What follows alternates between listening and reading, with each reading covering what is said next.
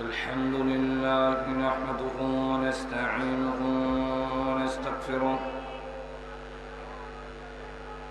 ونؤمن به ونتوكل عليه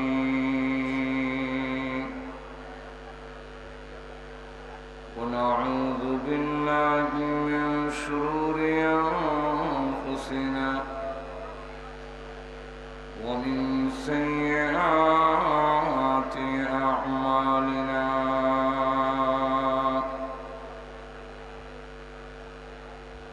من يهده الله فلا مضل له ومن يضلله فلا هادي له ونشهد أن لا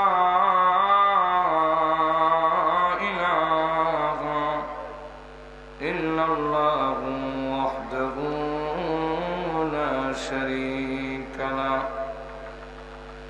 ونشهد أن سيدنا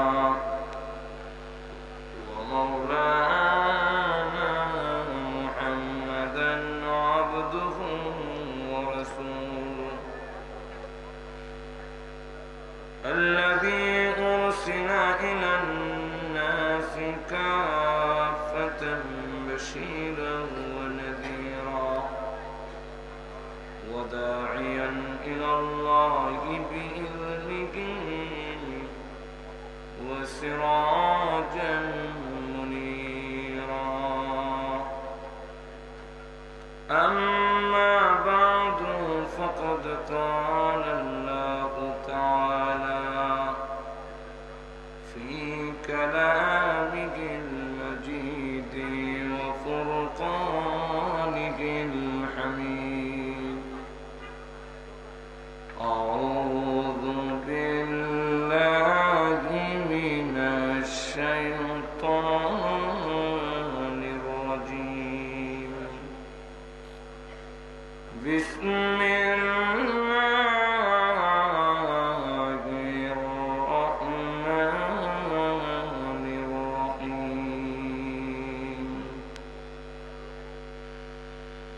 وإذ قال لقمان لابنه وهو يعظه يا بني لا تشرك بالله إن الشرك لظلم عظيم ووصينا الإنسان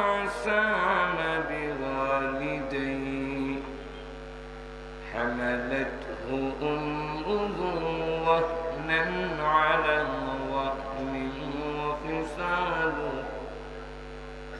وفصاله في عامين أن اشكر لي ولوالديك إلي المصير وإن جاهداك على بي ما ليس لك به علم فلا تطعهما وصاحبهما في الدنيا معروفا واتبع سبيل من أناب إلي ثم إلي مرجعكم فأنبئكم بما كنتم تعملون صدق الله العظيم صلى الله على سيدنا ومولانا محمد وعلى آله وأصحابه وسلم صلى الله على سيدنا ومولانا محمد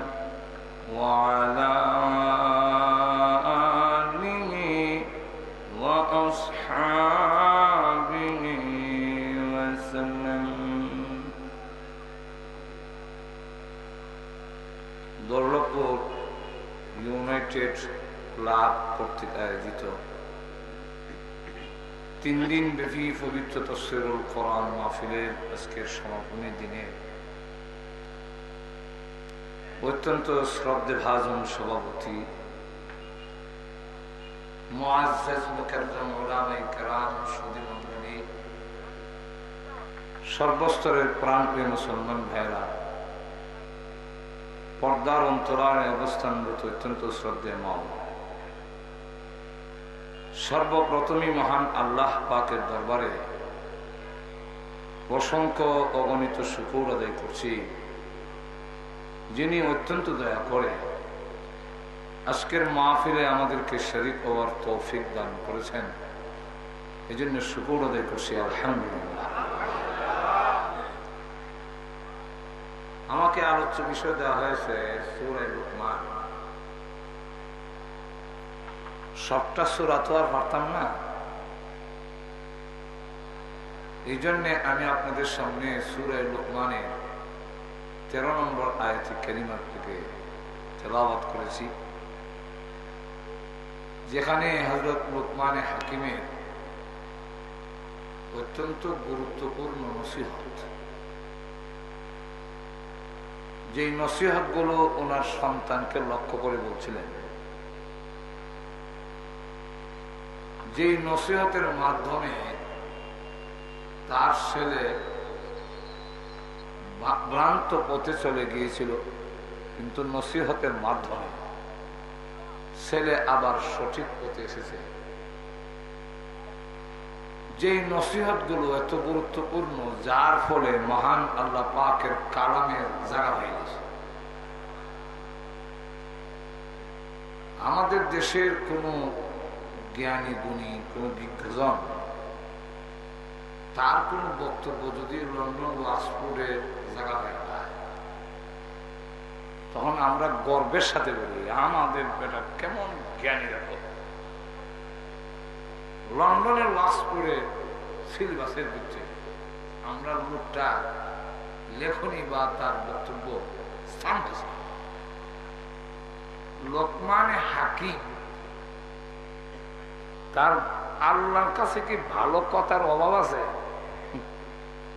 কেউ কাছ থেকে কর্জা নেওয়া লাগবো?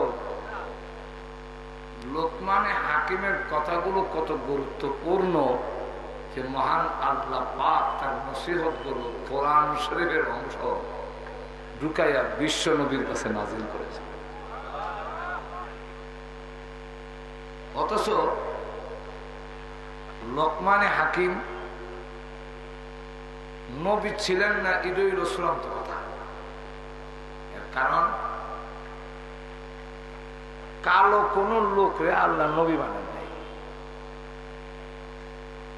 গঠন ভালো না, নাকের সেন্টার ঠিক নেই, চোট মোটা, বডির কোনো সাইজ নেই, সামনের কালার বানানো, এই জাতীয় কোন লোককে আল্লাহ পয়গম্বর বানান নাই।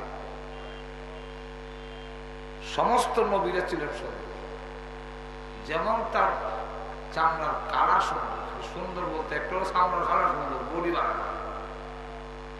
লোকমানে যতজন পয়গম্বর আল্লাহ দুনিয়াতে পাঠিয়েছেন, সব পয়গম্বররা চামড়ার কালারও আকর্ষণীয় এবং মাথা থেকে পা পর্যন্ত গঠনটাও খুব সুন্দর ছিল। আমাদের নবী ছিলেন বিশ্ব নবী, যেহেতু এই কারণে তিনি ছিলেন বিশ্ব সুন্দর। ওনার যেমন চামড়ার কালার আকর্ষণীয়, ঠিক তার বডিও আকর্ষণীয়। মাথার থেকে পা পর্যন্ত আল্লাহর নবীর শরীরে দোষ দেখাবার মতো কোন কাফেররাও দোষ খুঁজে পেয়ে যাবে। লোকমান হাকিমকে জিজ্ঞাসা করবেন, উনি নবী ছিলেন না। উনার একটা বক্তব্য হইল যে মহান আল্লাহ রাব্বুল আলামিন উনার সামনে দুইটা জিনিস, একটা হলো নবুয়ত আর একটা হলো হিকমত। এই দুইটার যে কোনো একটা তুমি গ্রহণ করতে পারো। লোকমান হাকিম তখন জানতে চাইলেন যে এই দুইটার যে কোনো একটা যদি আমাকে নেওয়ার ইচ্ছা বা অনিচ্ছা দেওয়া হয়, তাহলে আমি নবুয়ত নেব না, হিকমত নেব। আর যদি আল্লাহ পাক আমাকে নবুয়ত দিয়ে দেন, তাহলে আমার তো কোনো আপত্তি করার নেই, নবুয়ত দিলে আমি না করি। আর আমাকে যদি নেওয়া না নেওয়ার ইচ্ছা দেওয়া হয়, তাহলে আমি নবুয়ত নেব না, হিকমত নেব। কেন? নবুয়তের জবাবদিহিতা বেশি, দায়িত্ব বেশি। আর হিকমত, জ্ঞান, কৌশল এগুলা যদি নেই, জবাবদিহিতা কম। প্রত্যেক নবী মহান আল্লাহর দরবারে তার নবুয়তের জবাব দিতে হবে, এবং দায়িত্বরাও পালন করা অনেক কঠিন বিষয়। নবীদের উপরে যেই নির্যাতন আসছে, এই নির্যাতনের বেলায় ওনারা যেভাবে অটল অচল হয়ে দাঁড়াইছেন, যদি আমাদের উপরে এই নির্যাতন আসে, তাহলে কঠিন কালেও কখনো আমরা এই নির্যাতনের মোকাবেলা টিকে থাকা সম্ভব না। তো আল্লাহ পাক যদি আমার নবুয়ত দেন, তো নবুয়তের দায়িত্ব পালন করার যোগ্যতাও আল্লাহ দিবেন। আর যদি নবুয়তের দায়িত্ব আমি ছায়া নেই, তাহলে দায়িত্ব পালন করার কোন সহযোগিতা আল্লাহর থাকবে না, আমার নিজস্ব ক্ষমতায় চালাই দিতে। ঘুমাই গেছেন না কেউ? কোন দায়িত্ব, এই জন্য ইসলামের বিধান হইল কোন দায়িত্ব ছায়া নিও না। কোন দায়িত্ব যদি তুমি চেয়ে নাও, নিজেকে যোগ্য মনে করো, তাহলে তোমার যোগ্যতা এই দায়িত্ব মনে করো। আর যদি জনগণের পক্ষ থেকে দায়িত্ব চাপাইয়া দেওয়া হয় আর দায়িত্ব নেয়, তাহলে তার কাছে সেই যোগ্যতা না থাকলেও আল্লাহর পক্ষ থেকে সাহায্য থাকবে দায়িত্ব চালায় নেওয়া।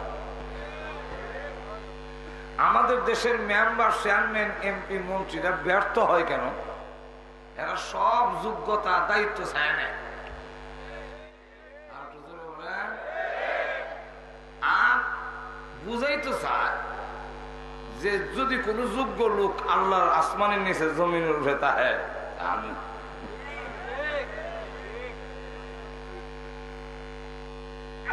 ইলেকশনে দ্বারা বক্তব্য দেয় যে আপনারা আমাকে ভোট দেন, এটা আমি বলি না, কিন্তু আপনারা যোগ্য প্রার্থী দেখে আপনাদের ভোটটা। এদের ভিতরের অর্থটা হইল যে আমি যোগ্য।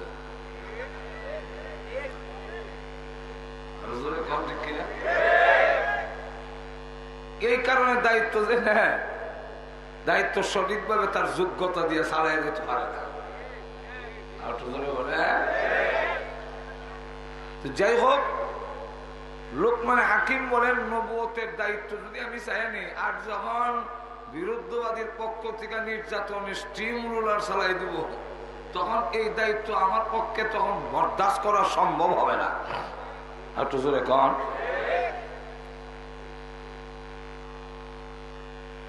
আল্লামা জালালউদ্দিন সুয়ুতী রহমাতুল্লাহ আলাইহি ওনার কিতাবে নূরুস সুদূর ফি আহওয়ালিল কুবুর, এই কিতাবের মধ্যে লেখেন যে ঈসা আলাইহিস সালামকে ওই যুগের লোকেরা বলল যে কবর থেকে কোন পুরান মুর্দা উঠটা যদি বলে আপনি নবী,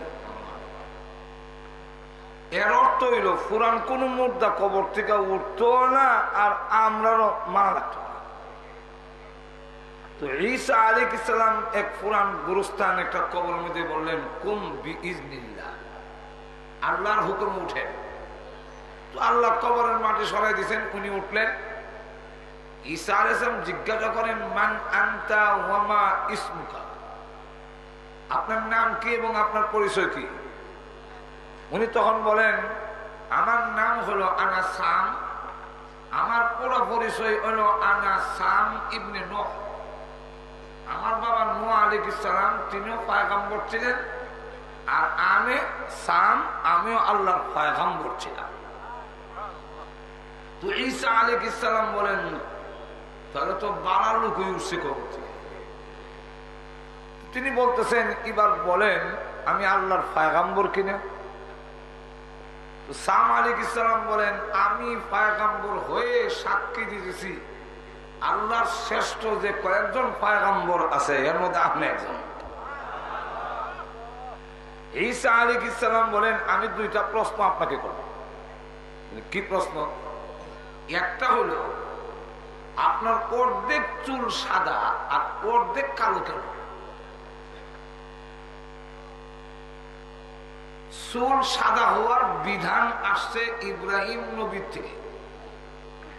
এর আগ পর্যন্ত মানুষ ৫,০০০ বছর যদি বাঁচত চুল সাদা হইত। সর্বপ্রথম চুল সাদা হয়েছে ইব্রাহিম নবী। উনি বলেন আল্লাহ আমার চুল যে সাদা হয়ে গেল, আল্লাহ বলেন যে তোমার ইজ্জত, যে তোমার সম্মান। আল্লাহ চুল সাদা হলে কি ইজ্জত বাড়ে? মানে হ্যাঁ, হতে আরো বাড়াই দাও। চুলদারি সাদা হইলে দুনিয়া তো ইজ্জত বাড়ে, আর চুলদারি সাদা হইলে কবরও ইজ্জত পাবে। ইয়াহিয়া ইবনে আকসাম নামে একজন তাবী ছিলেন। উনি আল্লাহর দরবারে হাজির করলেন ওনাকে। উনি বড় তাবেঈ মুহাদ্দিস। ওনাকে আল্লাহর সামনে দাঁড় করানোর পরে আল্লাহ জিজ্ঞাসা করতেছেন এই বুড়া এটা করলি কেন, ওইটা করছো কেন? তখন ইয়াহিয়া ইবনে আকসাম রাহমাতুল্লাহ আলাইহি তিনি বলেন আল্লাহ আপনার ব্যাপারে যা শুনছিলাম কিন্তু আপনার সামনে আইসা সেই সোনা জিনিসটা তো পাইলাম না।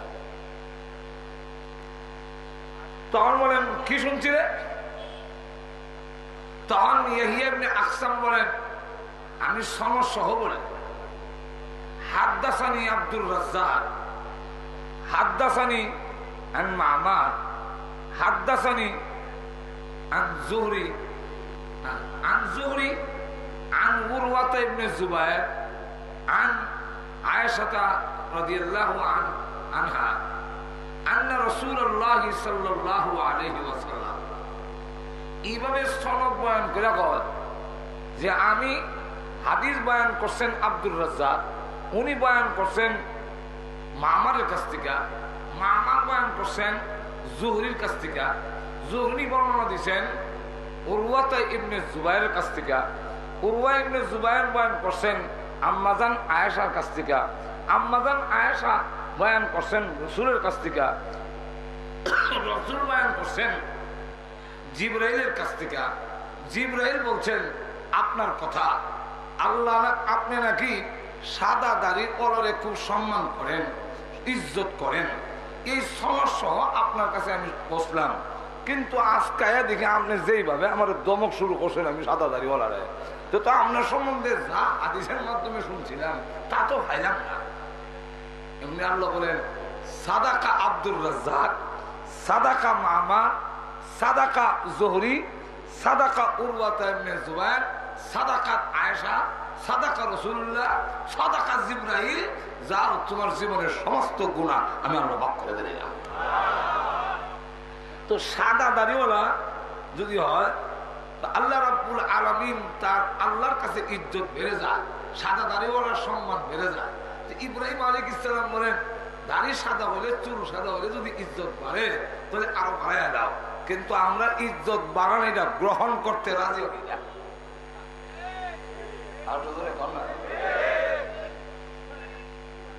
কালার দাঁড়াই এমন লক্ষ্য করেন ঈসা আলাইহিস সালাম বলেন ২ নম্বর প্রশ্ন। ২ নম্বরটা কি? ২ নম্বরটা প্রথম নম্বর প্রশ্ন হইল যে আপনার অর্ধেক চুল সাদা অর্ধেক কালো কেন? আপনি তো ইব্রাহিম আলাইহিস সালামের আগে, আপনার তো একটাও সাদা থাকার কথা না, এই সাদা হইল কেন?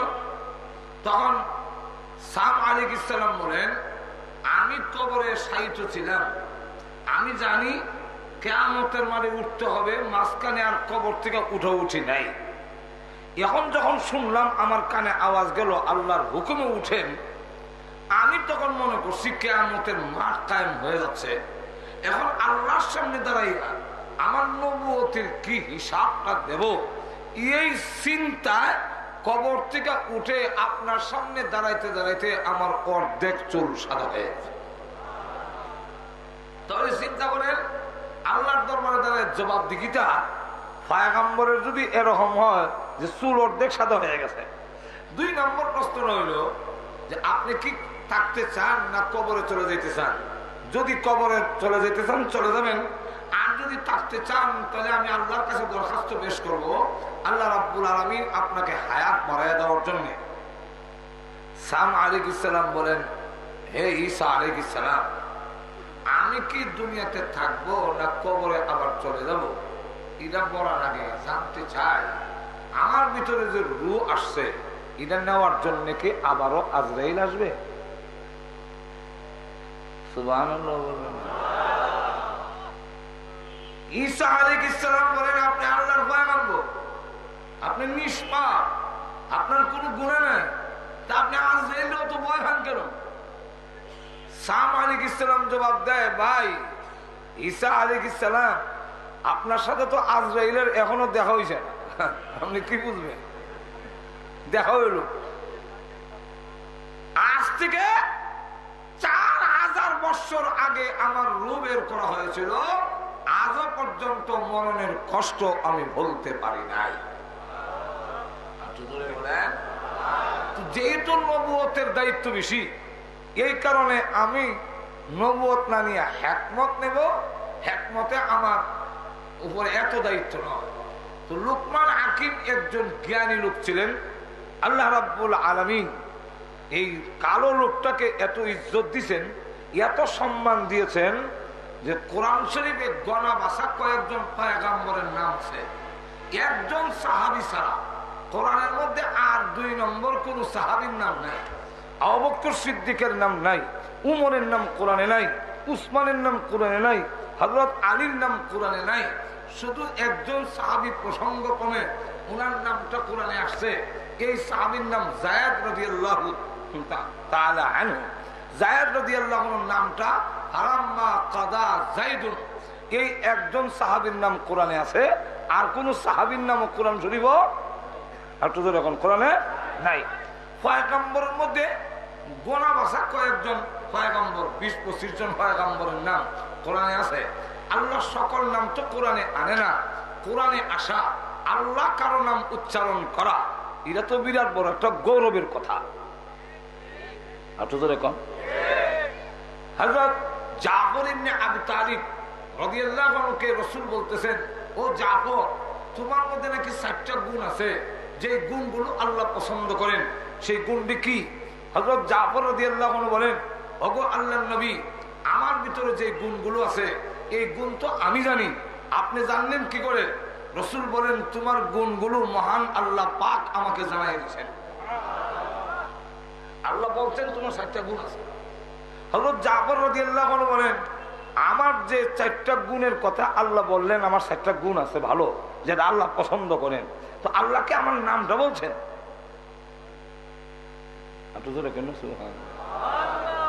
রাসূল বলেন, হ্যাঁ, আল্লাহ তোমার নাম ধরে বলছেন জাফর ইবনে আবি তালিব। হযরত জাফর রাদিয়াল্লাহু আনহু বলেন, আনন্দে আত্মহারা, আমার আর কিছু দরকার নাই, আমার জীবন সার্থক হয়ে গেছে, মহান আল্লাহ রাব্বুল আলামিন যে আমার নাম উচ্চারণ করছেন, আমার জীবন সার্থক। আরেকজন সাহাবী, ওনার নাম উবাই ইবনে কাব রাদিয়াল্লাহু আনহু। এই উবাই ইবনে কাব রাদিয়াল্লাহু আনহু কোরআন তেলাওয়াত বড় সুন্দর ছিল। একদিন আল্লাহ রাসূল বলতেছেন, ও উবাই ইবনে কাব, তুমি আমার লামিয়া কুনিল্লাজি এই সূরাতুল বাইয়িনা, এই সূরাটা একটু শোনো তো। হযরত উবাই ইবনে কাব রাদিয়াল্লাহু আনহু বলেন, বিশ্ব নবীর কাছে কোরআন নাজিল হয়েছে, রাসূলকে কোরআন শিখাইছেন স্বয়ং আল্লাহ, আর আমি উনার পড়া শুনবো, আমার দ্বারা সম্ভব না, অক্ষম। রাসূল বলেন, উবাই, তুমি আমার সূরাতুল বাইয়িনা এটা শোনো। আবার উবাই ইবনে কাব অক্ষমতা প্রকাশ করলেন, তখন রাসূল আবার বললেন, আমার পড়াটা শোনো। তিনি অক্ষমতা প্রকাশ করলেন। এমন সময় আল্লাহর রাসূল বলেন, ও উবাই ইবনে কাব, আল্লাহ রাব্বুল আলামিন আমাকে বলছেন তোমাকে এই সূরাটা শোনানোর জন্য। আর জোরে বলেন। উবাই ইবনে কাব রাদিয়াল্লাহু আনহু বলেন, ইয়া রাসূলুল্লাহ, আল্লাহ কি আমার নামটা বলছেন? আল্লাহ যে বলছেন আমাকে আপনি সূরা শোনানোর জন্য, আমার নাম কইছেননি? তখন রাসূল বলেন, হ্যাঁ তোমার নাম ধরে বলেছেন উবাই ইবনে কাব।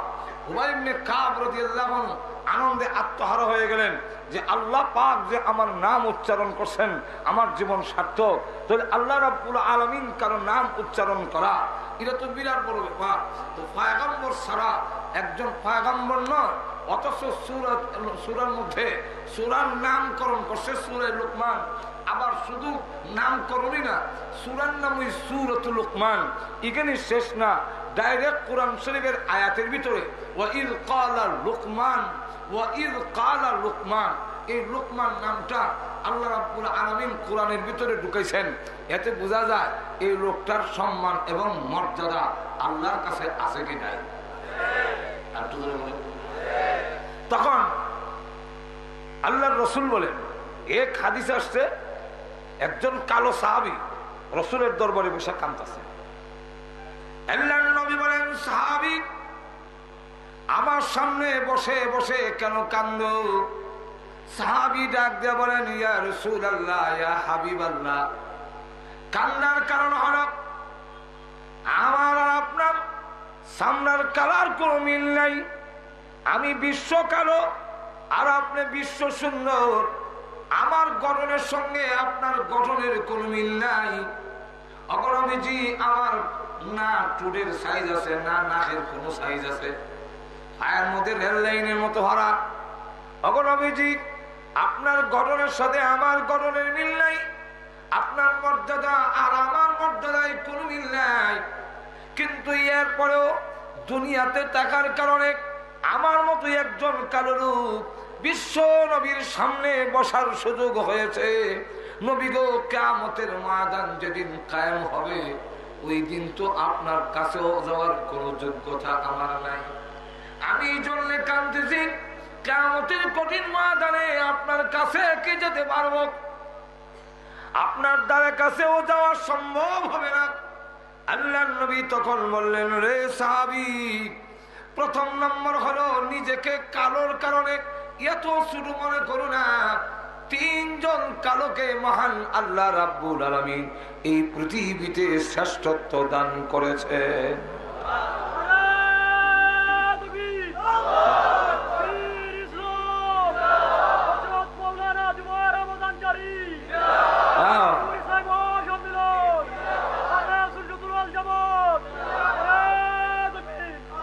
বসে জুসের সময় তখন আইসি ঠিক কিনা, আগে তো সব জুস উঠতেই বলবেন না, তো এখন ঠিক না। জুস আইল কারো কারেন্ট কিছু আইল না শরীরে, এখন ঠিক না। যা অন্য সময় আসে না তো একটু গুতা দিয়ে দিছে। ও সাহাবী, প্রথম নম্বর হলো নিজেকে কালো, এই কারণে তো শুরু মনে করো না। এখন যারা আমরা কালো আছি, কালোর একটা দলিল। নিজেকে কালো এই কারণে তুমি অত শুরু মনে করো না। তিনজন কালোকে আল্লাহ পৃথিবীর মধ্যে শ্রেষ্ঠত্ব দান করেছেন। এক কালো, এক হাদিসে তিনজন, আরেক হাদিসে উল্লেখ করেছেন চারজন। তিনজন যে হাদিসে উল্লেখ করেছেন, এই তিনজনের একজনের নাম রাসূল বলেন লুকমান হাকিম। অত্যন্ত কালো ছিলেন, খাটো ছিল এবং নাক সেবা, ঠোঁট মোড়া, পায়ের মধ্যে রেল লাইনের মতো হারা। তিনি গুলাম ছিলেন, বকরির রাখাল ছিলেন। এখন লক্ষ্য করে দেখেন, এই রাখাল অবস্থায় আর এত সম্মান, এত মর্যাদা এই লুকমান হাকিম হলো। যদিও কালো, যদিও খাটো, যদিও বিশ্রী, কিন্তু মহান আল্লাহ রাব্বুল আলামিন পৃথিবীর মধ্যে লুকমান হাকিমকে এত শ্রেষ্ঠত্ব দান করেছেন, যার বক্তব্য, যার নসিহত মহান আল্লাহ পাক তার কোরআনের মধ্যে উল্লেখ করে দিয়েছেন। দুই নম্বরে একজন কালো, ওনার নাম বিলাল রাদিয়াল্লাহু, যাকে মক্কার লোকেরা কালা কাউয়া বলে আখ্যায়িত। কাবা করে যখন আজান দিছে, আল্লাহু আকবার আল্লাহু আকবার। এমনি কাফের দূরে বয়ে বইয়া। আর যারা নতুন মুসলমান হয়েছে হেরাও খালি কাফের না, নতুন নতুন মুসলমান যে হয়েছে হেরাও বয়ে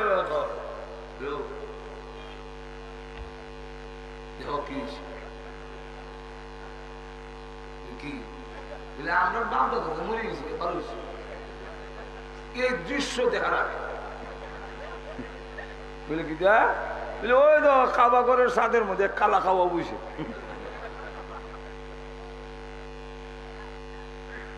রসুল বলেন ও বিলাল, তোমাকে কালো কাউয়া বলে, তোমার নাকের সেন্টার ঠিক নেই, হাসি নিগ্রো আল্লাহ আমেরিকার জামে খান, এরা নাকের সেন্টার ঠিক নেই, টুটমুড়া বারাক ওবামার গোষ্ঠীরে দেখলে তো দিনের বেলা লাইট দিয়ে দেওয়া লাগে।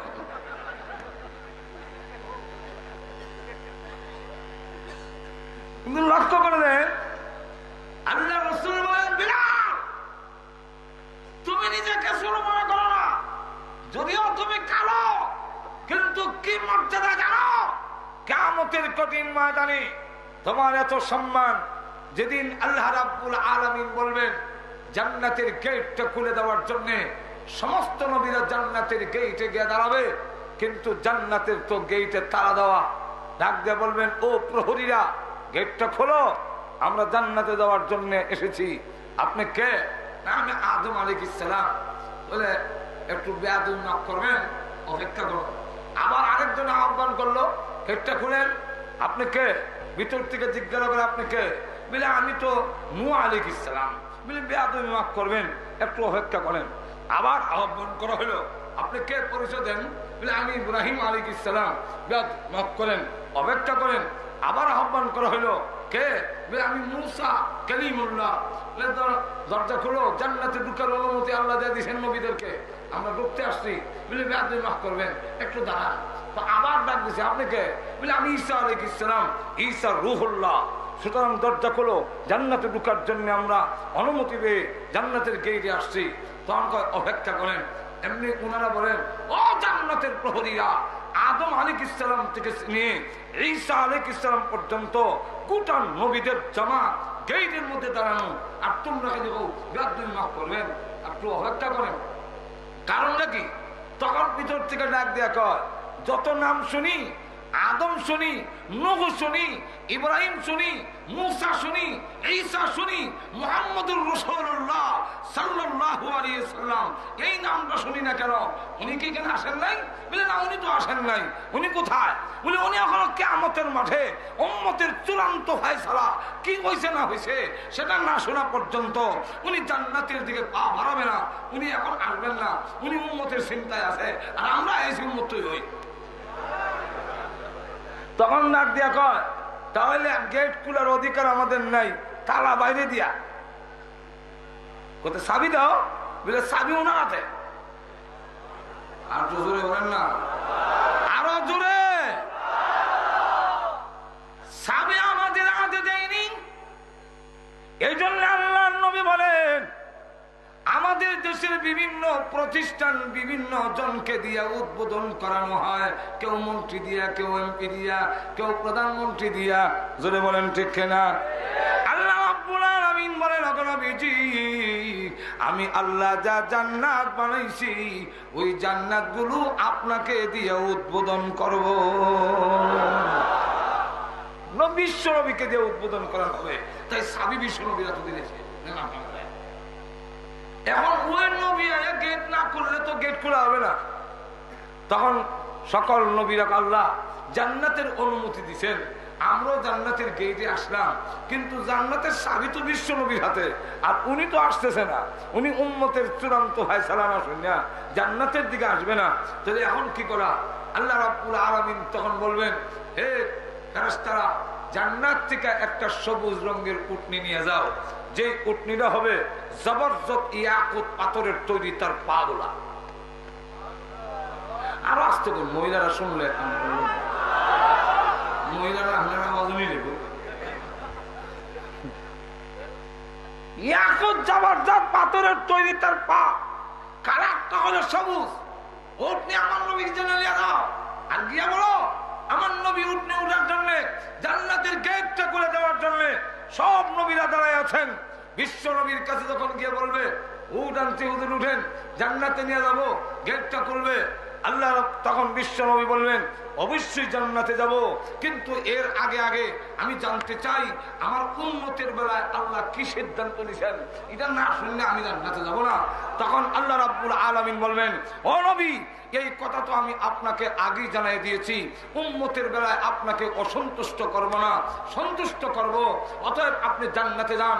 ওয়াদা দিলাম যতক্ষণ পর্যন্ত আপনি এই কথা না বলবেন যে আল্লাহ আমি খুশি হয়েছি, ততক্ষণ পর্যন্ত আপনার উম্মতকে আমি জাহান্নাম থেকে মুক্তি দিতেই থাকবো। রাসূল বলেন তাহলে উঠে উঠা যায়। ও বিলাল, ওই কিয়ামতের কঠিন ময়দানে আমি যখন উঠে আরোহণ করব, আল্লাহর পক্ষ থেকে তখন ডাকবে, কালো বিলাল কই, বিলালকে ডাকো, বিলাল তোমাকে আহ্বান করা হবে আমার উটের লাগাম ধরার জন্য। বিলাল রে ওই দিন কিয়ামতের কঠিন ময়দানে কালো কাউয়া হইলে কি হবে, কিয়ামতের মাঠে তুমি নিচে থেকে উটের লাগাম ধরে আজান দিতে থাকবে, আমার ডান পাশে থাকবে আবু বকর, বাম পাশে থাকবে ওমর, আর তুমি বিলাল নিচে থেকে উটের লাগাম ধরে ধরে ওই দিন আমি বিশ্ব নবীর সাথে জান্নাতে প্রবেশ করবে।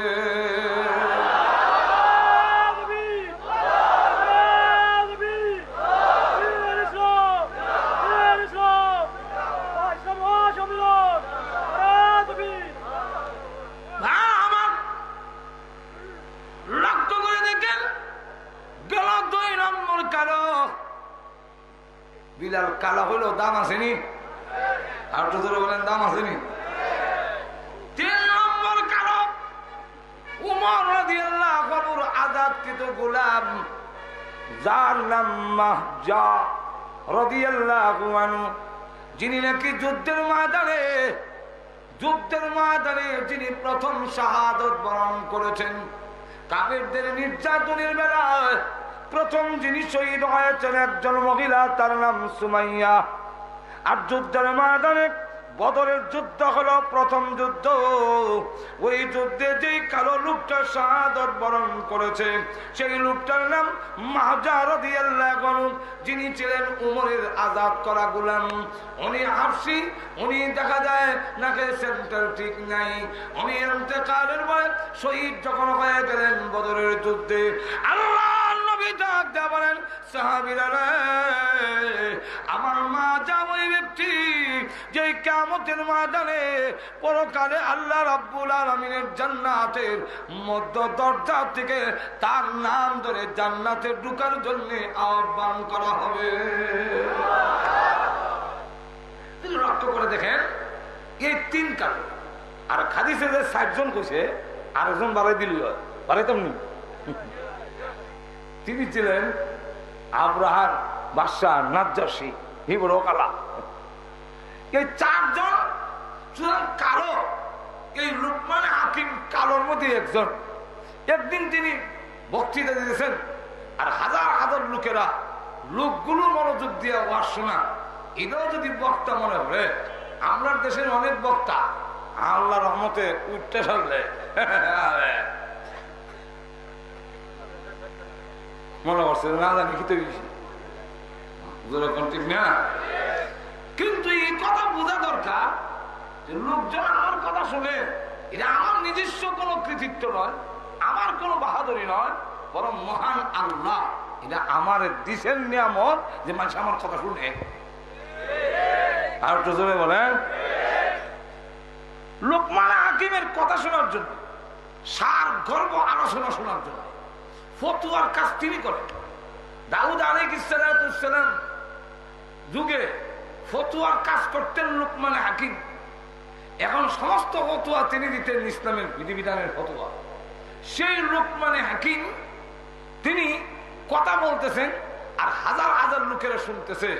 মাঝখান থেকে একটা লোক দাঁড়ায় গেল, দাঁড়ায় বলেন আমি না বলেও পারছি না, আর কইতেও সাহস হয় না। কি বলো? অনুমতি দিলে বলবো। বলেন। আমি জানতে চাই, আমি একজন রাখা, বকরি রাখালি। তো আমি বকরি রাখালি করার সময় মাঠে একটা লোক আমার সাথে বকরি রাখালি করতো, ঠিক দেখতে আহমের মতো, আপনার মতোই এমন খারাপরা, তাকে সেন্টার ঠিক নেই। আমার সাথে যে লোকমান ছিল, সেই লোকমান ছিল একজন বকরির রাখা। আর আজকে সবচেয়ে মর্যাদার আসনে যিনি বসা, কারণ একজন আলেম, একজন হক্কানি আলেম, তার মর্যাদা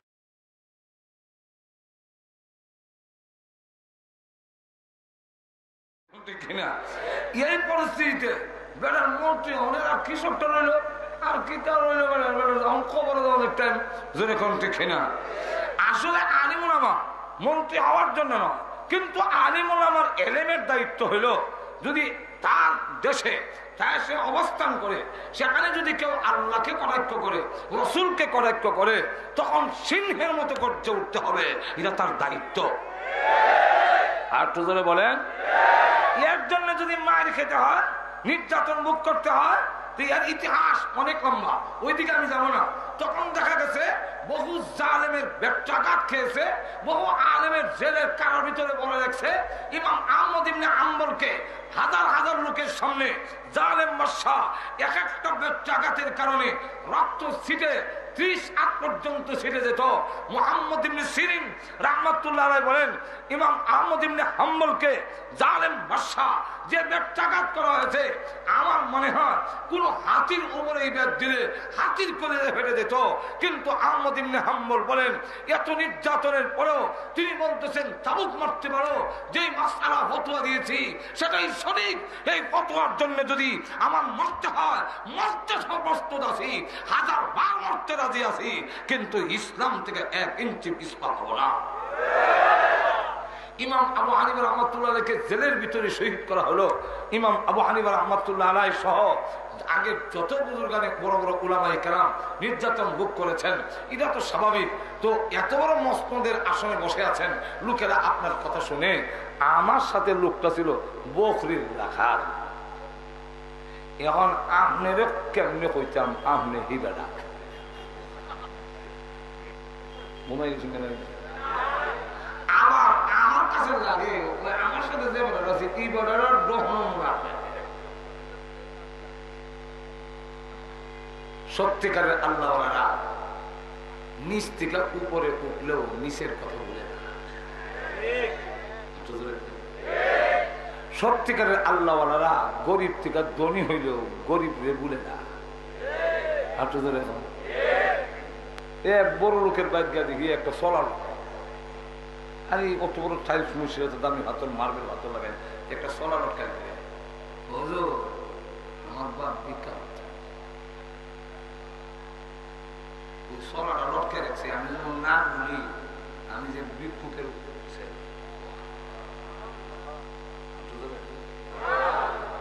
আর আমাদের দেশে অনেক লোক আছে গরিব থেকে দনিয়ে গেলে যদি আপনারা কে বলেন যে ভাইজান আল্লাহ তো আপনারা অনেক ইজ্জত দিছে, সম্মান দিছে, বন দিছে, তো রায়পুর মাদ্রাসার মোতামিম সাহেব গেল গিয়ে হইল কিছু সান্দার লেগে আসলাম, একসময় তো আপনার আল্লাহ গাঢ় দৌড়ে বাইর করে দিল, আমার ইজ্জত নষ্ট করেছে, আমরা বাপ দাদা সহ্য করছি আমল থেকে জমিদার তালুকদার জোরে কোন থেকে না হাওড়াদার তলবদার দাঁড় দূর লাগাই বইতে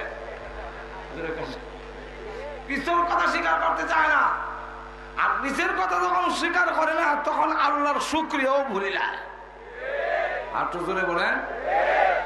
আর সত্যিকারের লোক যারা তারা পিছনের কথা ইয়াদ করে এতে একটুকু কুণ্ঠতা বোধ করে না। আর তো জোরে বলেন। আমিরুল মুমিনিন সারা বিশ্বে যার আঙ্গুলের ইশারায় অর্ধেক পৃথিবী পরিচালিত হয়, সেই লোকটা তো বলার কথা না, পিছনের কথা শেয়ার করার কথা না।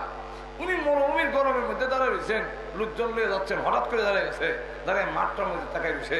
লোকেরা বলেন আমিরুল মুমিনিন এই প্রচন্ড গরমের মধ্যে দাঁড়িয়ে আছেন, একটু ছায়ার দিকে চলে আসেন, এদিকে দাঁড়ায় কি দেখতেছেন?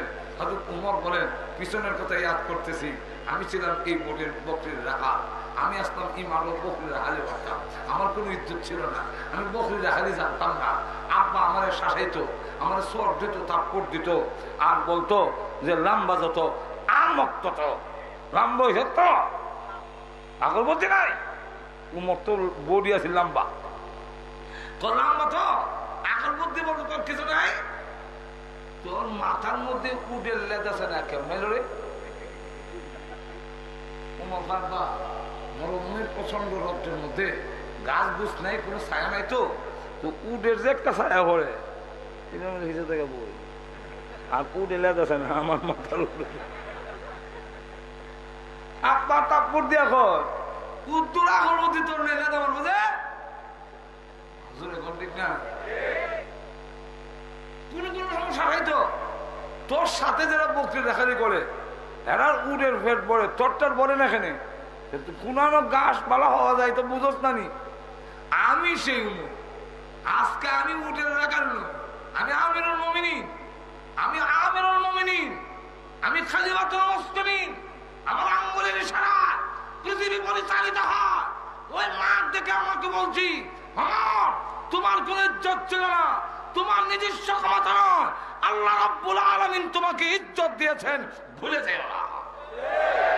আরো জোরে কম। যেই মাত্র হয়েছে এবার আপনি কিনা ডরাইয়া হইতেছে আপনি সেই লোকমান কিনা, উনি বলেন নির্দ্বিধায় বলেন আমি আমি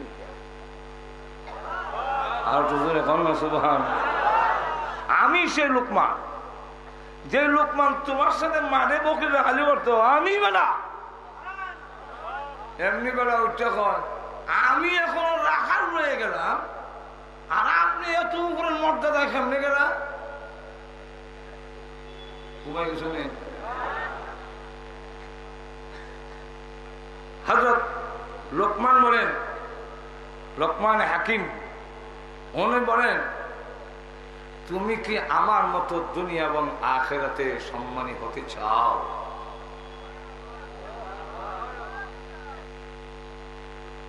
ঘুমো তৈরি আছে হাঁটু ধরে বলেন আপনারা চাননি? হাঁটু ধরে বলেন চান দুনিয়া এবং আখিরাতে ইজ্জত বাড়ুক, এটাকে আপনারা চান? তো লোকমান হাকিম তারে জিজ্ঞাসা করে তুই আমার লাগান দামি হইতে চাসনি? ফোন দিতে আমিও চাই ওতে চাইলে আমি 9টা গুণ অর্জন করেছি, যে গুণে আল্লাহ এই জায়গা আমার তুমিও যদি আমার লাগান গুণী হতে পারো তুমিও এই জায়গা খুঁজবা। কইতাম নি গুণগুলা আর একটু জোরে বলে, যদি দুনিয়া এবং আখিরাতে নিজের ইজ্জত বাড়াইতে চাও 1 নম্বর গুণ অর্জন করো, দৃষ্টি নিচের দিকে রাখবে, খালি বেডটেন্টের দিকে টেলিভিশনের দিকে যাইব না।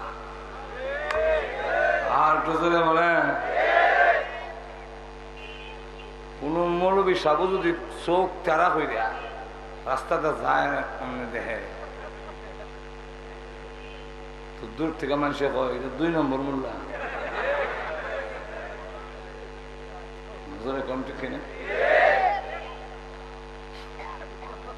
চোখের ইবাদত করো।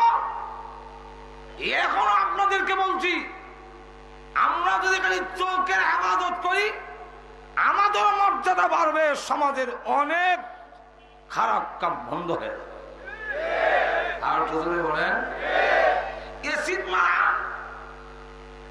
দর্শন, ইপটিজিং সবটি হইতেছে সত্যি।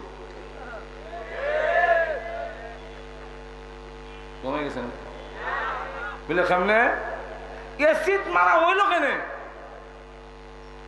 এসিড মারার মূল কারণ থেকে তালাশ করলে দেখা যায় 1ম নম্বর হইল চোখের দেখা দেখি।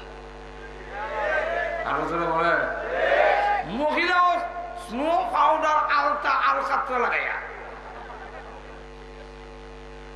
হে শর্টকাট পোশাক পরা টাইট পিট অত টাইট পরশত উদ্দেশ্য রেখে যা জিন্সের রঙের কেন আবার উষা জোতা উষা উষা এখানে সমান দিলে অসুবিধা কিতে আছে এই বাটফাররাও খালি কয় আমরা মিলে মহিলার ইজ্জত দেই না আর এই বাটফাররাও মহিলারা নাড়াগুড়া করে হেরাও জুতা বানাইছে মহিলার জুতা ভাও মোড়ায় আরো করে আর মোড়ারা ফিনচিলের মতো ছিল এখানে এই জুতার মধ্যে ভাড়া দিলে ট্রেডিং ছাড়া পারত না আমরা দেশের মহিলারা যদি জুতা দেওয়া যায় উল লেগে ভালো এখানে আমার একবার লজিং ছিল যে জায়গা আমার হাত আউন লাগে 2 মাইল জায়গা এই জায়গার মাটি শক্ত যখন হয় পাত্তরের থেকে কম না আর যখন বৃষ্টি ভরে দিছিল সাবান কোনো খাবে না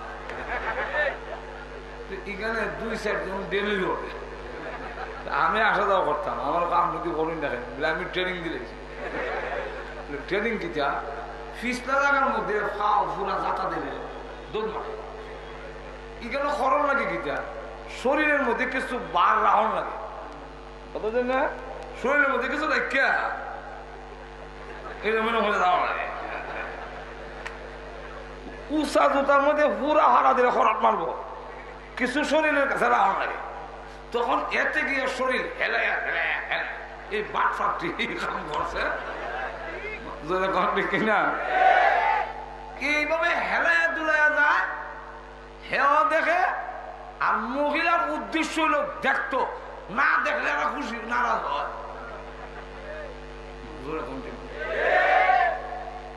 লন্ডন হয়ে গেলাম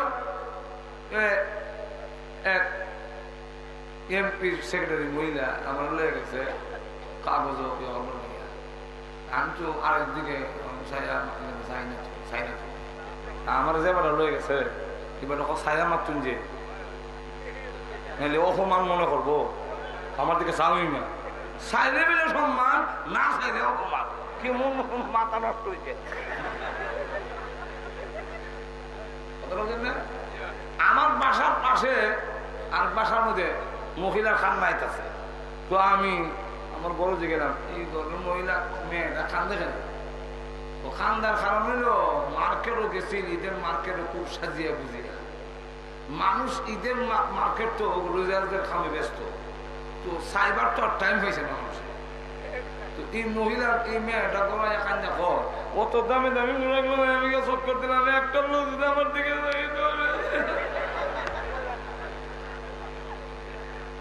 বুঝা যায় সাইবার লাগে এটা করেও মাজর অ্যাকাউন্টে খেয়ে আপনিও চাইলে নিলেও চাইল প্রথম কলাম চাওয়া যাবে দেখা যদি না হইতো জীবনে এই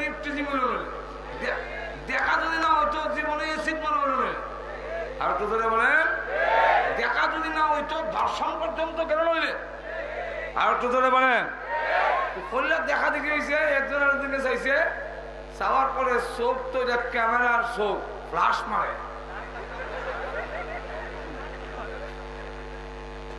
ফ্লাশ মারছে বলে ঈদের ছবিটা গেছে গা খলব ক্যামেরা দিয়ে ফ্লাশ মারলে ক্যামেরার ভিতরে আমরা ছবি যাই যেরকম ঠিক না ঠিক চোখ দিয়ে কারো ফ্লাশ মারলে আপনার কলব যায় কি তার ছবি এই জন্য এই চোখ দিয়ে যত শহর দেখছেন ঈদে আপনি চোখ বন্ধ হলে দেখবেন আপনি মৌলবাজার আপনার দেখা চোখ বন্ধ করে দেখেন মৌলবাজারের সমস্ত কলিগুলি দেখা যায় সিলেট দেখছেন সিলেট বন্দরবাজার কোরআনো জিন্দাবাজার কোরআনো কোন বিল্ডিং কিটা চোখ বন্ধ হলে দেখা যায় কিন্তু আপনি জীবনে করাচি গেছেন না চোখ বন্ধ করে দেখেন তো করাচি দেখা যায়নি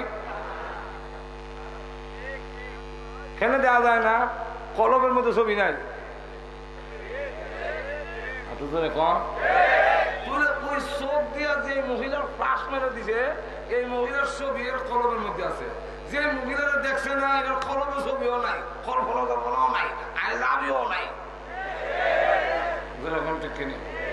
আর যেই মাত্র দেখিলে যে এখন বিছনাথ গিয়ে ঘুমায়া কি দেখলাম দারুণ তো লাবণ্যময়া সবটি তো হরিণের মতো শুরু হয়েছে গল্পটা ঠিক না আর কি তখন হ্যাঁ আবার আর রাস্তা দেখত এরপরে মহিলা রাস্তা দিয়া যায় আর হ্যাঁ কাছে উবাইয়া অন্য কিছু পায় না শুনে শোনা গান গায় প্রেম একবার এসেছিল আমার দুয়ারে আমি তখন বাড়ি ছিলাম না তাই আইসি এখন রাস্তা না এরপরে হিট আরো ভালো লাগে হিট আবার একটা দিল এরপরে লাভ ইউ গেল লাভ ইউ থেকে এখন আস্তে আস্তে রমনা হারকে গেল এরপরে হোটেল রেস্টুরেন্ট আন্ডারগ্রাউন্ডে চাইনিজ প্যান্ট করে রেখে ঢুকলো ঢুকা সানাচুর খাইলো সানাচুর খাইয়া একজন আরেকজনের সাম শুরু সাক্ষী রেখিয়া কইল তুমি তো পৃথিবীর কেউ নেব না কইয়া পরে ইটালি লন্ডনের দামান পাইছে দিলেছে বিয়া হেন আমার সাথে সাম শুরু সাক্ষী রেখে কিতা মারছিলে অন্দিকে সুখে লন্ডন ভাইয়া যা তুইও নাই আমিও না এ সিট আছে তুই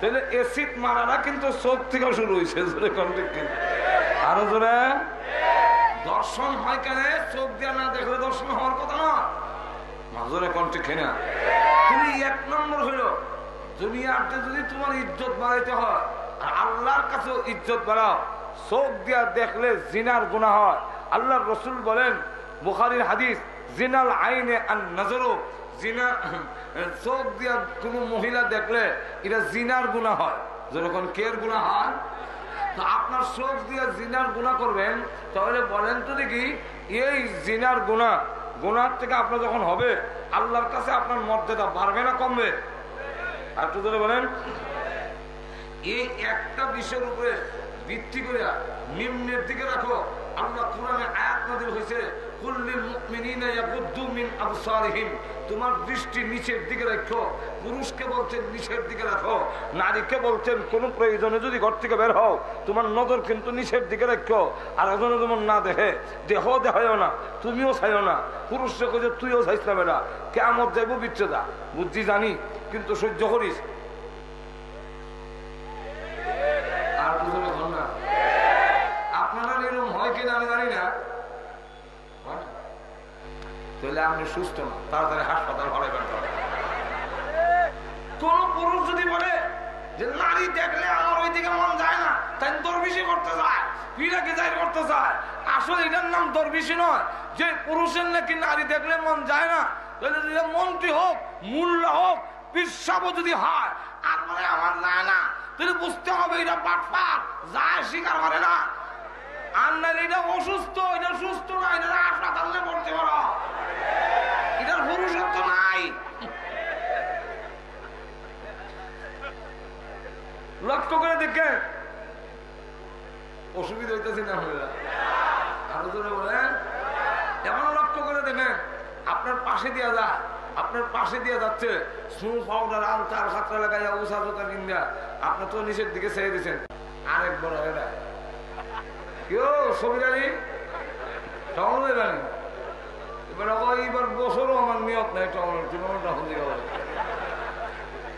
আসলে টাউনও যাবেন এটা জিজ্ঞাসা উদ্দেশ্য না উদ্দেশ্য হলো ছবি আলীর মাছের ভাড়া দেখে যাচ্ছে না মন শান্তি থাকে না আপনি ধরে কম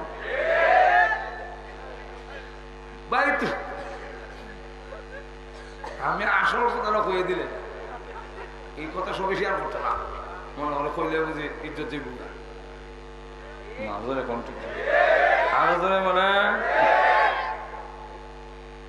কইতাম না অসুবিধা দিতেছে আমিরুল মুমিনিন উমর রোম সম্রাটের কাছে যাবেন জিগাইতো বাইতুল মুকাদ্দাসের চাবি আহুসি দিবা নামাজ পড়তে তো কয়েকজন সাহাবী লয়ে রওনা দিছে এর মধ্যে পাঞ্জাবি একটা গা দিছে 18টা তালি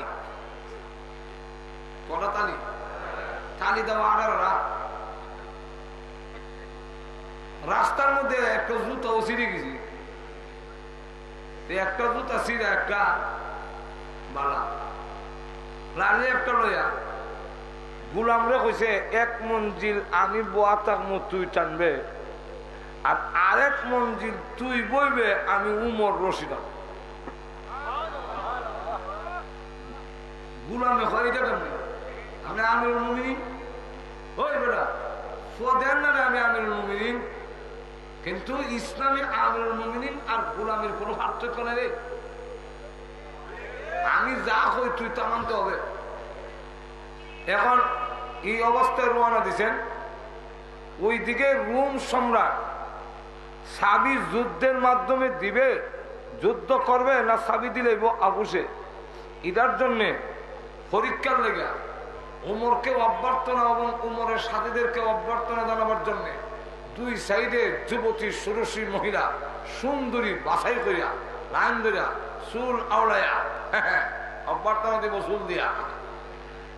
এখন সাহাবীরা কি করতাম পারি, অবস্থা তো বেশি বাড়ে না। এখন কি করা, আমিরুল মুমিনিন বলেন কোনো সমস্যা নাই, কোরআনের আয়াত মানি নাও।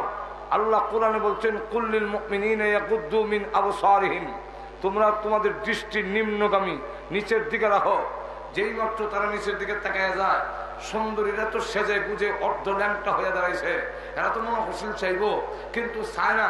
যখন চায় না তখন ওই অতিক্রম করতেছে, মহিলারা ডাক দিয়ে বলে এই যুবকরা তোমরা এইভাবে আমাদেরকে অবজ্ঞা করে চলে যাচ্ছ, বোঝা যায় তোমাদের কাছে আমাদের কোনো মূল্যায়ন নাই। আরব দেশের যুবকরা তো ছিল বর্বর অসভ্য, যে তোমরা ইমন কেমনি হইলে? তখন সাহাবীরা নিচের দিকে তাকিয়ে জবাব দেয় আল্লাহর কোরআনের একটি আয়াতে আমাদের চরিত্রের পরিবর্তন ঘটাইছে।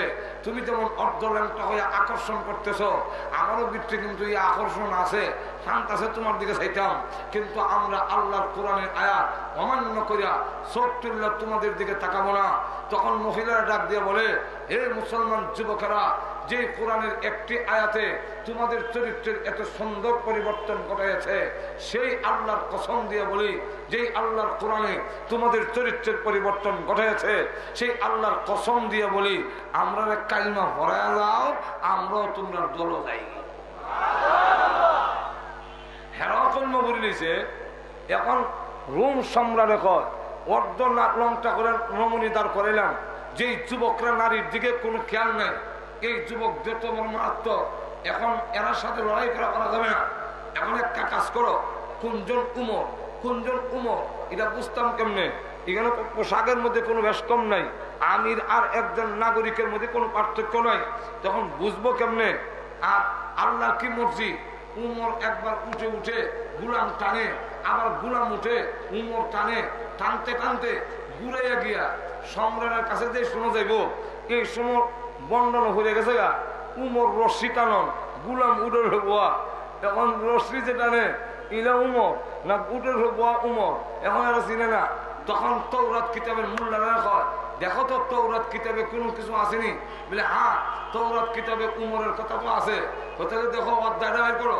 বাইর করছে, বাইর করে তারা কয় উমর যিনি হবেন নবীর সাহাবী, তার আদর্শ হবে গোলামকে উঠে বসাইয়া তিনি নিজে রশ্মি টানবেন। এমনি তারা কয় ওই যে বড় রশ্মি টানে এইবারে উমর। তখন রোম সম্রাট কয় যেই জাতির গুলাম আর আমিরের পার্থক্য নাই, আমির হইয়া গুলামের রশ্মি টানে, যেই যুবকদের চোখের এত এত হওয়ার দিয়েও পরিবর্তন করা যায় না, এই জাতির সাথে লড়াই করে পারা সম্ভব নয়। তখন বিনা যুদ্ধে বাইতুল মুকাদ্দাসের চাবি উমরের হাতে হস্তান্তর করে দিল। লোকমান হাকিম বলেন এই বেলা বকরি রাখার তুই আমার লাগাম সম্মানে হইতে চাসনি, বুঝেছে? এক নম্বরের চোখ নিচের দিকে রাখিস, দাম বাড়বো। একটা গেল, বাকিটা ব্যাখ্যা দিয়ে হইতে গেলে আর তো ফিরত যেতে পারতাম না, হইতাম নি না। অসুবিধা হইতেছে, অসুবিধা হইতেছে। শুনে 2 নম্বর হইলো, 2 নম্বর হইলো মুখটারে বন্ধ কর, কিবত করিস না, মিথ্যা করা করিস না। আজকে তো আমরা জবানের কারণেই আমরার মধ্যে যত কিছু অশান্তি, যতগুলো কারণে, এর মধ্যে একটা কারণ ইজ্জত আর বেইজ্জত। আমরা যা কিছু হচ্ছে আজকে আমরা জিব্বার কারণে। আর একটু দূরে বলেন, তোর জবানটারে বন্ধ কর, জিব্বাটারে বন্ধ কর। কিন্তু জিব্বা আজকে আমরা বন্ধ হয় না। হ্যাঁ, জিব্বা দিয়া খালি পরের বদনাম হরণ, গীবত করন, মিথ্যা কথা বলন, এগুলা করলে ইজ্জত হবে না, দুনিয়াতে সম্মান হবে না, আখেরাতে তুই দাম পাবি না আল্লাহর দরবারে। তুই 2 নম্বরটা হলো, এটার কিছু বলতে গেলে 1 ঘন্টা রাখবো, রাখলাম জবান তোমার বন্ধ করো, গেল 2। 3 নম্বর হলো শরমের জায়গা, লজ্জা স্থানে হেফাজত করিস, অর্থাৎ জিনা করিস না। আজকে জিনার বাজার একবারে গরম করে দিলেছে মোবাইল আর ইন্টারনেটে। আর তো জোরে বলেন, মোবাইল আর ইন্টারনেটে এমন করছে। মোবাইলে আমার একজন সিটাগাং যেত, তার শ্বশুর বাড়ি সিটাগাং ব্রাহ্মণবাড়ি। তাই আমি বললাম ব্রাহ্মণবাড়ির থেকে সিটাগাং গিয়ে বিয়া করছে, এর ভিতর বউ হয়েছিল না। তখন আমার এটা একটা খারাপ আছে বলে কিটা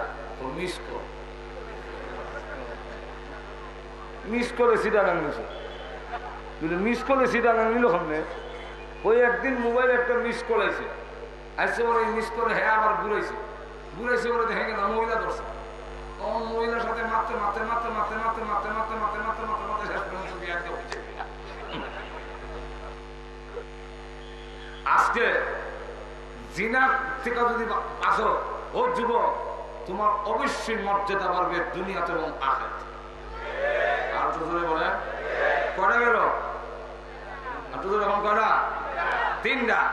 4 নম্বরটা হইল সবসময় সত্য কথায় অটল থাকবে, সত্য বলছি। আর তো জোরে কন, আমরা অনেক সময় সত্য কথা বললেও আবার বিভিন্ন সুযোগ সুবিধা, হুমকি দমকি বা সুযোগ সুবিধা দিলে জায়গা থেকে লড়ে যাই। আর তো বলেন হকের উপরে প্রতিষ্ঠিত থাকবে।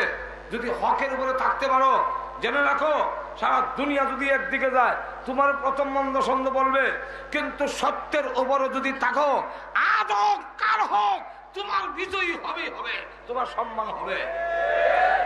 কটা গেল? আর তো জোরে কর। 5 নম্বর হইল হালাল রুজি যদি কম হয় তার উপরে সন্তুষ্ট থাকো, হারাম খাওয়ার চেষ্টা করো না। আর তো জোরে বলে আমি তো বেতন ভাই 5,000 টাকা, কোনো এটা তুই কষ্ট করে চলে যাও, ই ঘুষ মুস খাইবা, দুর্নীতি করবা, বেইজ্জত তোমার কপালও আছে।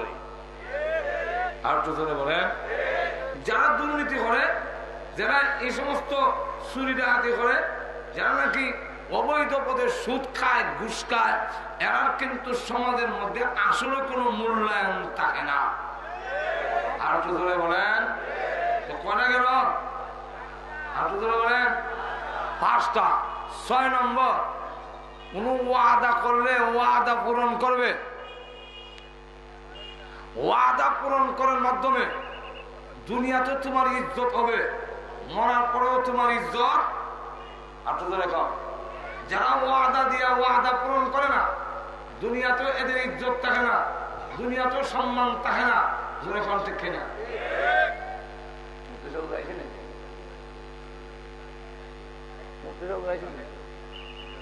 মাশাআল্লাহ, হুজুর তো কেরামতি দেয়া ওই নাম নাসিরনগর ওই দিকে মলিল। আমি আরো লাম্বা করতেছি, হুজুর আইলে না শুনলাম নাসিরনগর আমার দেশে। আমি আবার দেখলাম নাসিরনগর ঘুমায় এমন দেখা যায়। নাসিরনগর যেমন শুনতাম, নাসিরনগর নাম 1 ঘন্টা ঘুমাই বসে দেখা যায় তাড়াতাড়ি। আর আমার লাগেও ভালো হয়েছে। কয়টা কেন মনে আছে নি? 9টা কয়ালাই। আর তফসিল করবেন সামনের বছর যদি আল্লাহ হায়াতে বাঁচান। মাজুর এখন ঠিক না। আপনার এলাকার বিয়াই বাড়ি গেছে, যাওয়ার পরে বিয়াই কদিন আগে আইলেন, থাকলেন না, এখনো আয়া যা শুরু করছেন, বুঝা যায় থাকতেন না। 8 দিন কিন্তু বুঝছে শুনে আইলে কিন্তু আর ছাড়তাম না। ঘুমাই গেছেন আজকা গীতা করছে, বিদায় দিলে সে। আরেকদিন আসলেন, থাকলেন না, আজকেও আয়া যা শুরু করছেন, থাকবার তো কোনো বাও দেখি না। 8 দিন কিন্তু থাকবার নিয়ে আর আজকে বিদায় দিলেছে।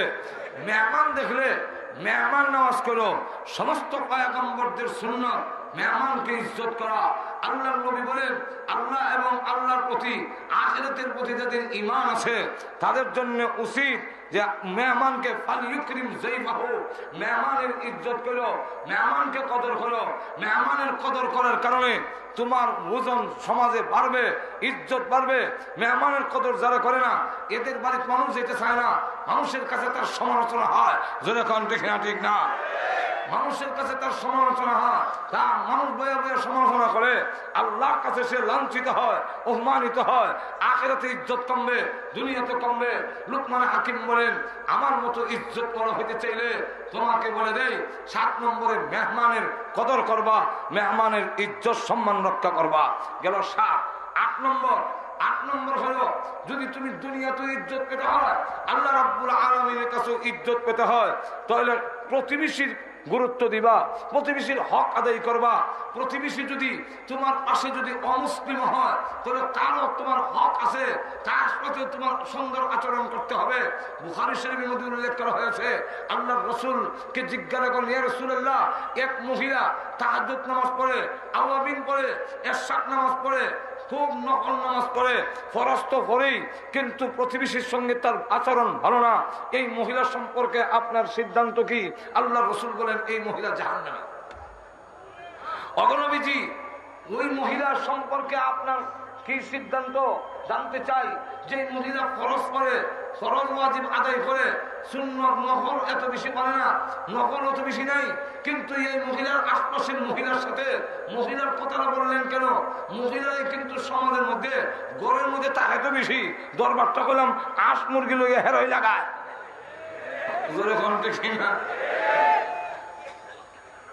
মহিলা তাহাজ্জুদ পড়ে না, আওয়াবিন পড়ে না, ইশরাক পড়ে না, কিন্তু তার এই মহিলা সম্পর্কে আপনার কি?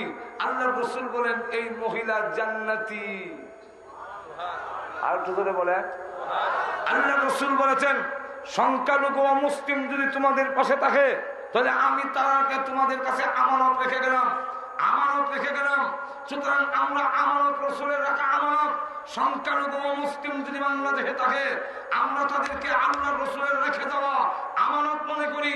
এই জন্য কোন আলেম হিন্দুদের বাড়িতে আগুন লাগায় না, কোন আলেম হিন্দুদের জায়গার কখনো জবরদখল করে না, এর ইতিহাস নাই। কিন্তু লম্পটরাই হিন্দুদের জায়গা দখল করে, হিন্দুদের ইজ্জত নষ্ট করে, সংখ্যালঘুর বাড়িঘর জ্বালায়, আর জ্বালায়া এগুলা গুলা পানিতে মাছ শিকার করতে চায়। অথচ এই দেশের আমরা সম্প্রীতির ভারসাম্যতা ওলামায়ে কেরাম রক্ষা করেছেন। ভারতের 400 বছর পুরান মসজিদ, বাবরি মসজিদ, ধর্মনিরপেক্ষতার ধ্বজাধারী ভারত 700 বছরের পুরান মসজিদ বুঝাইয়া দিয়েছে, নিশ্চিহ্ন করে দিয়েছে। কিন্তু বাংলাদেশের শতকরা 90 জন মুসলমান এই দেশের মুসলমানকে ওই সময় যদি এই দেশের হক্কানি ওলামায়ে কেরাম উস্কানি দিত তাহলে বাংলাদেশে যতগুলো মন্দির আছে একটা মন্দিরও থাকতো না, মাটির সাথে মিশে যেত। কিন্তু আমরা জায়গায় জায়গায় ওয়াজ করে বলে দিয়েছি মসজিদ ভাঙ্গা যেমন অপরাধ, ঠিক তেমনি ভাবে মন্দির ভাঙ্গাও সমান অপরাধ।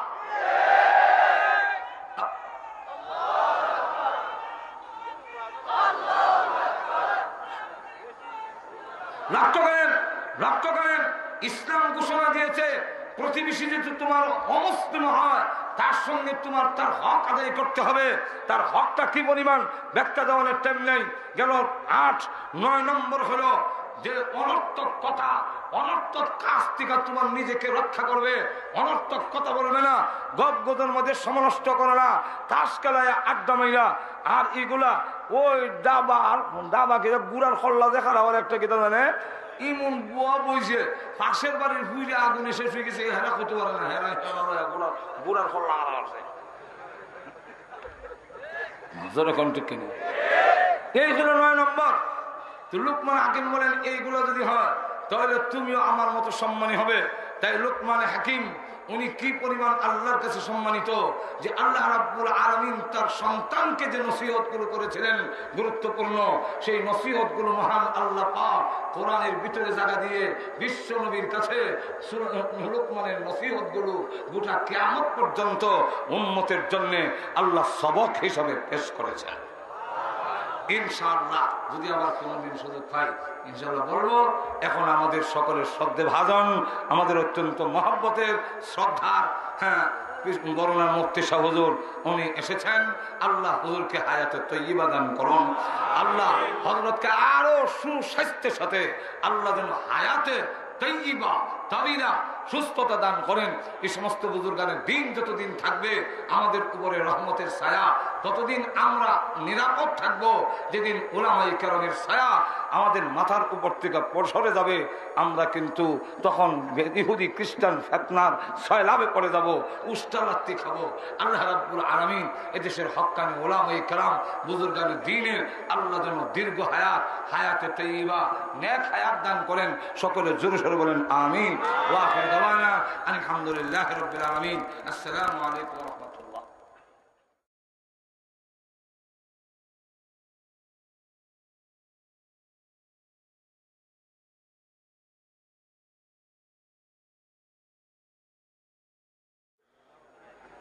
সাবকর